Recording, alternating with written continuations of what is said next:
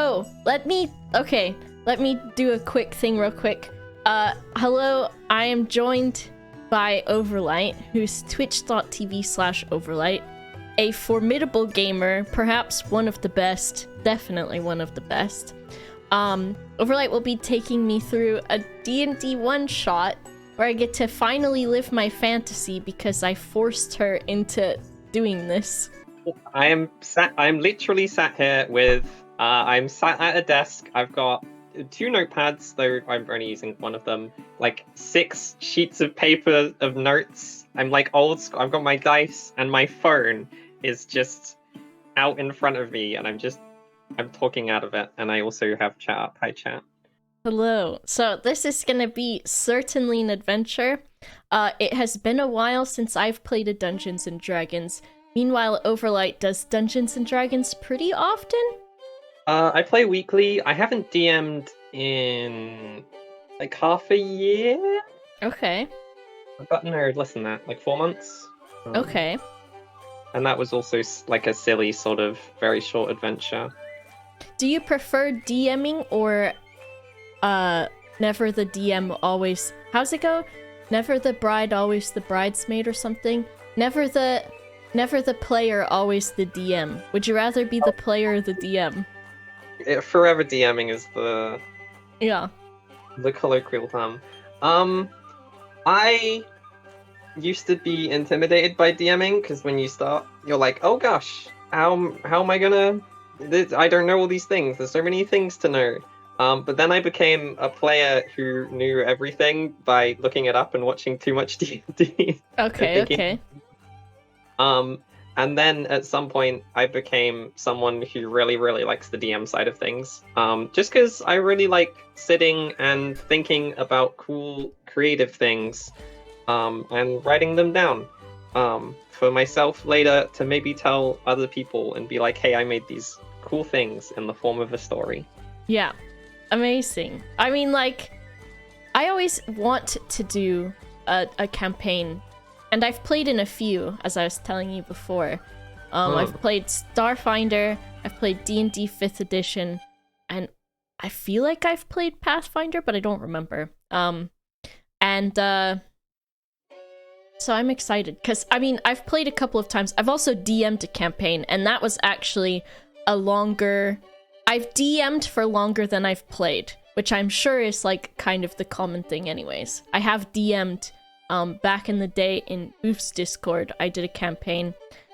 It was really intimidating going from listening to a bunch of the Adventure Zone. Had you not played? I had played, like, a little bit. I think I had played some campaigns before. I think I did my campaigns before I DM'd, I want to say. But I was simultaneously playing and listening to the Adventure Zone in, like, the span of however long. And then I DM'd, but it's totally different because I was like, oh my god, like, how do I get these people to kind of go along with what I'm trying to get them to do? It's really hard. A lot of people have different, like, styles. And a lot of things, like today, I said this to you earlier, it's going to be quite railroaded. Just because it works so much better for like as a one-shot. It's a lot easier for me to just be like, okay, so instead of like trying to sort of RP finagle you and like kind of pull you between these places with tons of different things, I'm just gonna be like, hey, this is what you encounter, sort of a deal. I am very much, as a player, there's things am chaos Overlite, so I hope you're ready. Okay. I mean, I thought about the possible outcomes. Okay. But I'm still not sure if I'm ready. I'm gonna throw you through some loops. I imagine. I imagine I will do that. So I've got my halfling, aka borrower. I named her Pudding. Surname is Pop, which I just came up with when I believe Bernude asked about it. Her name is Pudding because in my borrower headcanon, they are just named after things that they think are like fancy, and so they saw a very like maybe their family saw like, oh my gosh, gourmet pudding pops on the table, and they're like, we're taking that one. So it is I, Pudding Pop. And I chose Ranger because I wanted a bow and a short sword, but also if there were any animals, I wanted every advantage to befriending them that I could possibly have. Okay. Okay, yeah, you're gonna like... I hope you're ready.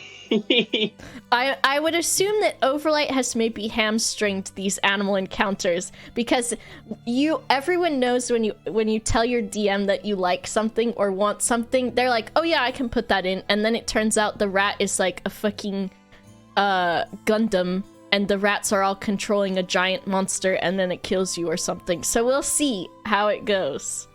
Maybe. Yeah, I hope... I'm excited for you to fall for my incredible rat Gundam trap. No! No, I put animals in because I was like, well, this is just borrowed. Like, it fits the borrower fantasy where you have to deal with, like, small animals and things. Yeah. And then I put animals in because you talked about rats. Mm-hmm. And then I think I put more animals in elsewhere, so there might be too many. We'll see. You can never have too many. Would you like to know what I titled this? The first thing I wrote, I titled this... Actually, wait, no, that's a spoiler. Okay, I'll tell you the title after I read it. Here we Okay. Go. Comfortably. I'm ready. Everyone tells the tales of the Dark Lord's castle. From deep within, he schemes and plots to take over the land and commands his forces of darkness.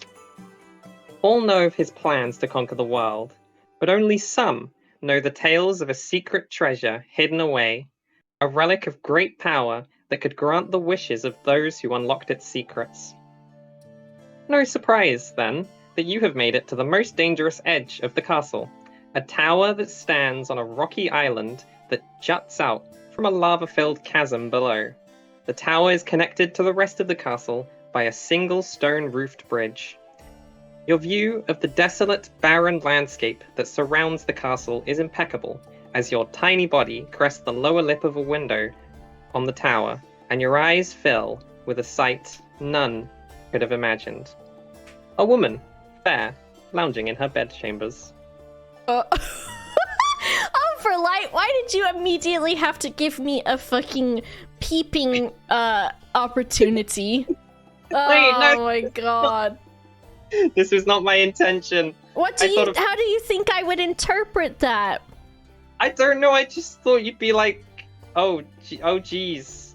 And then I was gonna ask you what would you like to do? Okay, I've got to think, because I've got to do a character voice so that we know when I'm saying something in character and out of character. You're gonna do... I'm not gonna do the anime voice. Oh god. Even though Pudding is an anime character in the fucking doll maker that I made. Let me test and see. I was thinking a bit lower in kind of anime, but not really. Do I sound like... That's like a gnome, kind of, actually. Yeah, it's a voice. You can use it if you want to. It's a good... I think maybe because she's a ranger or something. I don't know. What was the other one? Oh, if I just talk a little bit lighter than I normally do. I think that's a good one. Okay, we'll go with that. Because normally I'm just harsh on the ears. And this time I'll be just a bit softer and speak from a different part. Okay, so I'm on a lip of a window on this fucking horrible magma lava wizard's tower. And I'm also a tiny person. And this tower is normal people sized, right? Not... Yeah. This tower is normal size. Okay. You've done a grand job climbing all the way here. Don't ask me the specifics of how you got here. The adventure would take if we did this. Yeah, I feel like I must have like a grappling hook or something just as a borrower, or I'm just good at climbing because I have to do it. I guess I will peek around the curtain to kind of get a lay of the room and see what the woman is doing. Well, she's kind of just chilling, laying down on her bed. She's not looking your way. There's, a very nice looking bed, a desk with a window and a chair. It's quite plain in here. Okay. There's probably like a tea cup chilling on the desk. Lots of like various bits and bobs, like scrunchies. Hair Oh, scrunchies, okay. yeah, lots and lots of hair scrunchies. Okay. The wardrobe, it's pretty plain in here. Okay. And of course, a door. I would like to... Oh, there's a door. Oh. Can I do... I want to do a perception check, and I want to look at her and see if I think she's evil or not. I want to perceive, maybe, if I can tell if she's evil. That would be more of an insight check. Shall I do a... Is that a passive wisdom than an insight check? No, you should have insight on your list of skills. Is it right here? Senses, insight. I don't, hang on, let me have a look. Let me get the D&D, because I know there's like a passive skills. Oh, I got one right here. I see it. Yeah, it's on, you have a skills page. I've got a +2 to that, I think, because I'm a little one. Yeah. Alright, I'm gonna insight this. Alright. I got a 5. Well, she's got nice blonde hair and fair skin. She doesn't look to be hurting anyone. Okay. That's good enough for me. Okay, so there's a... What'd you say? She looks very friendly. Okay, she looks friendly. I don't trust big people in real life or in a video game or D&D. Okay. So I'm going to say that I would like to see if there is a space that I can climb out of the window and onto but remain hidden. Because I'm assuming this is probably going to be the easiest way for me to get in. So I'm gonna get onto the desk, maybe, if that's what's right by the window? Yeah, there's probably like a chair and a desk by the window to sit and view and sulk. Okay. I am going to maybe hide on the desk and watch her for a few minutes to see if there's anything she's doing. Okay. She sighs a lot. As if from boredom. Okay. Oof. Alright, so isn't particularly active.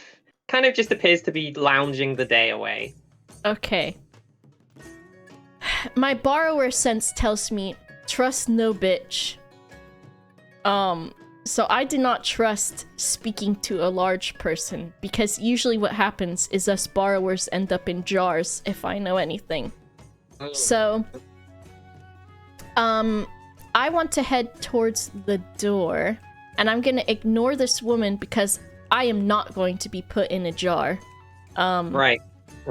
So I want to kind of do whatever I can, and I'm gonna get down from the table, keeping hidden, and head towards the door. Okay, make a stealth check for me. A stealth check. Ooh, I got a +5 for that because I'm small. Oh my god, I don't think you're ever... I forgot to explain about I wrote some rules for borrowers. Okay. How the movie Arrietty went and how it seems borrowers are. So in general, stealth checks have reduced difficulty. That's just on a my side thing. I'm going to make the number you have to get just lower in general. Okay. You have advantage on dex checks because you're small and quick. And, falling is... This is a physics thing. Falling is less bad when you're tiny. Yeah. And you also have advantage on perception checks where you use your hearing, because apparently borrowers just have that. They had it in Arrietty. They just had really good... Arrietty has very good hearing. Okay. So with a +5 to stealth, I don't know if you're ever going to fail a roll. I got a 23. I'm stealthy. You never see me. I'm little. little. Okay. I'm getting Okay. down from this desk, and I'm creeping. Yeah, you're creeping. You get close to the door when there is a knocking outside. I'm gonna make myself typical, like, I'm gonna sidle up to the wall as soon as I hear that knocking.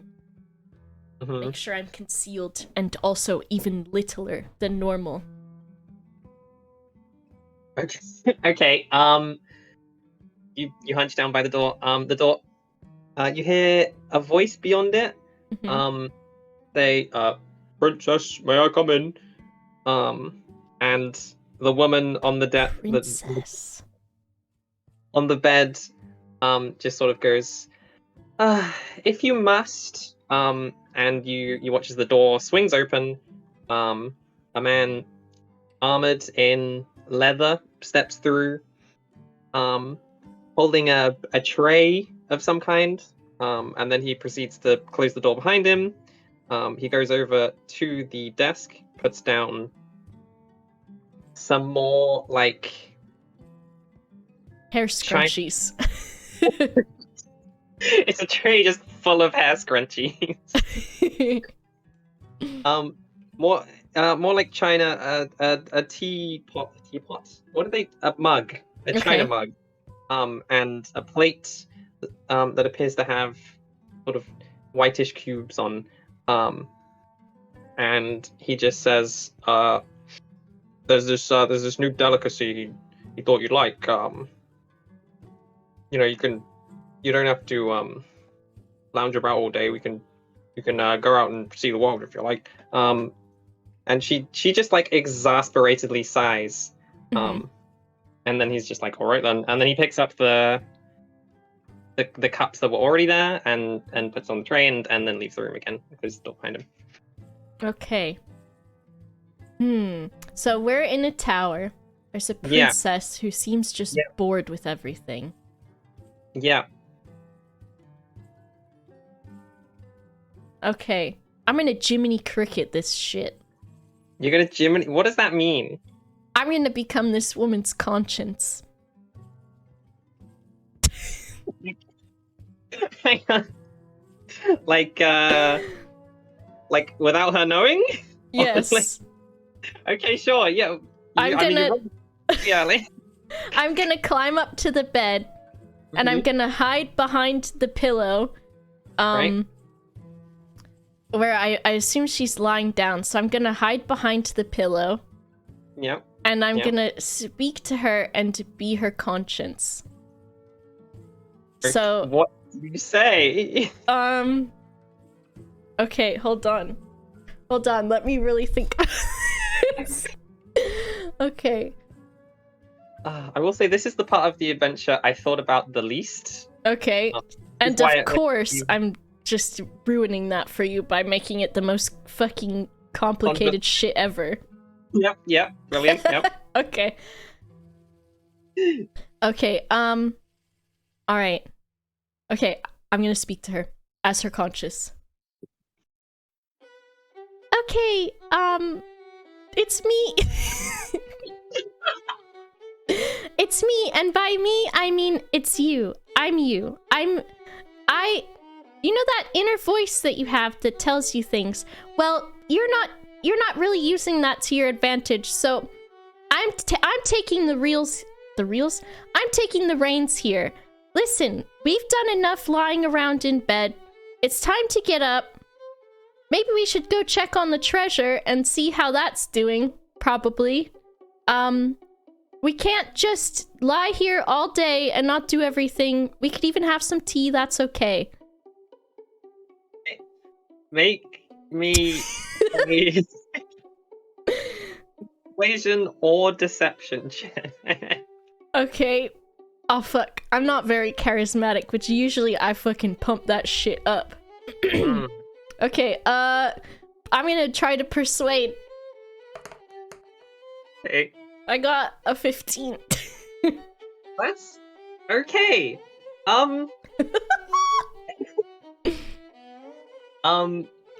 She says, oh my god.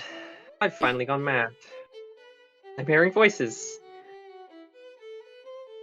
I mean, it's not such a bad idea, though. You haven't gone mad. You're really just not living life to the fullest. Do you have a bucket list? Do I have a bucket list? I'm speaking in the first person because it's me. What's on my bucket list? Also, remind myself out loud what it was about the treasure that's here in this tower that's surrounded by lava.